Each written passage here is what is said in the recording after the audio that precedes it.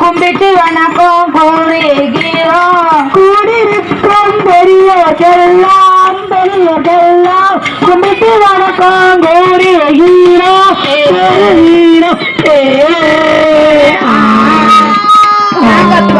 நாங்க பாடுகிற பாட்டறில புத்தங்கூரை ஏதும் குத்தங்கூரை ஏதும் இருந்தால் குழந்தையாட்டம் மணிக்க வேண்டும். பாடுகிற பாட்டறில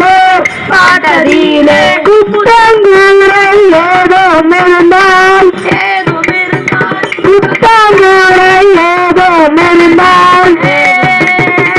குழந்தைகளை மணிக்க வேண்டும்.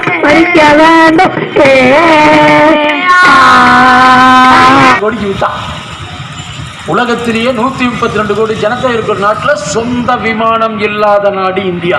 இதுவிட இந்த நாட்டில் வாழ்வதற்கு என்ன தகுதி வேணும்? யோசிச்சு பாருங்க. 64,000 கோடியை தள்ளுபடி செய்ய முடியாது என்று சொன்ன மோடி அரசு இந்த 3 ஆண்டுகளில் 16.5 லட்சம் கோடி பெருமுதலாளிகளுக்கு கடன்களை தள்ளுபடி பண்ணிருக்கு. விவசாயி டிராக்டர் வாங்குறான், இல்ல விவசாயி தயாரிக்காக ஒரு 1 லட்சமோ 2 லட்சமோ வாங்குறான்.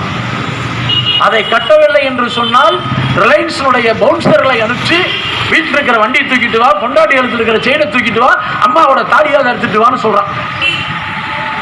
ஆனால் அதானி அம்பானிகள் அந்த தொகையை செலுத்தவில்லை என்று சொன்னால் நம்முடைய அப்பளமாமி நிர்மலா சீதாராமன் அந்த கடனை தள்ளுபடி செய்வதற்கு உத்தரவு போடுறான். இதோட வேடிக்கை என்னன்னு கேட்டீங்கன்னா 20,000 கோடி மதிப்புள்ள கூடிய ஒரு நிறுவனம் மஞ்சள் நோட்டீஸ் கொடுத்தாச்சு, திவாலாகி போச்சு, வாங்கின கடனை கட்ட முடியல. யோசிக்கிறான், என்னடா பண்றது?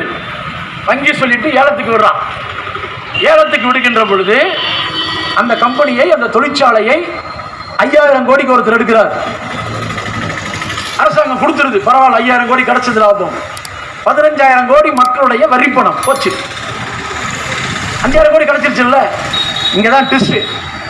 20,000 கோடி மதிப்புள்ள அந்த தொழிற்சாலை மஞ்சள் நோட்டீஸ் கொடுத்தது யாரு? முகேஷ் அம்பானி. அந்த 5,000 கோடிக்கு அந்த நிறுவனத்தை வாங்கினது யாரு? அனில் அம்பானி. இப்ப குடும்ப சொத்து ஒன்னாயிடுச்சா? மக்களுக்கு பட்ட 15,000 கோடி லாஸ். இதுதான் மோடி அரசாங்கம். சாதாரண விவசாயிகளுடைய வேளாண் சட்டங்களை திருத்துவதிலிருந்து விவசாயி இந்த நாட்டில் பண்ணக்கூடாது என்ற முறையில் அவர்கள் செய்கின்ற ஏற்பாடுதான் இன்றைக்கு நாம் வெளிநாட்டிலிருந்து உணவுப் பொருட்களை தருவித்து சாப்பிட வேண்டும் என்ற நிலையை உருவாக்கின்ற ஏற்பாடுதான் இன்னைக்கு விவசாயி போராடிட்டு இருக்க. திருப்பூர் பஞ்சாலை இதெல்லாம் நசிஞ்சு போச்சு. இன்னைக்கு நசிவுக்கு என்ன? ஜிஎஸ்டி மிகப்பெரிய காரணமாக இருக்கிறது. ஒரு பக்கம் ஜிஎஸ்டியினுடைய நடவடிக்கையால் இன்றைக்கு திருப்பூர் தள்ளாடி வருகின்ற பொழுது இந்த 50% வரியில் கோயம்புத்தூர் இருக்கக்கூடிய மோட்டார் போயிடுச்சு, பம்பு செட்டு போயிடுச்சு, உதிரிப்பாகங்கள் போயிடுச்சு. இவைகளெல்லாம் அனுப்ப முடியாத நிலை என்பது வந்தாச்சு.